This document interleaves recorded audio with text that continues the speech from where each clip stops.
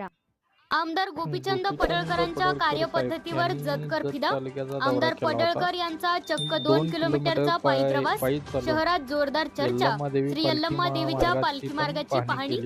महाराष्ट्रासह कर्नाटकातील लाखो भाविकांचे श्रद्धास्थान असलेल्या श्री यल्लम्मा देवीची यात्रा येत्या 26 डिसेंबर ते 30 डिसेंबर अखेर भरणार आहे। या निमित्ताने देवस्थानच्या कार्यालयात यात्रेच्या पार्श्वभूमीवर बैठक आयोजित करण्यात आली होती।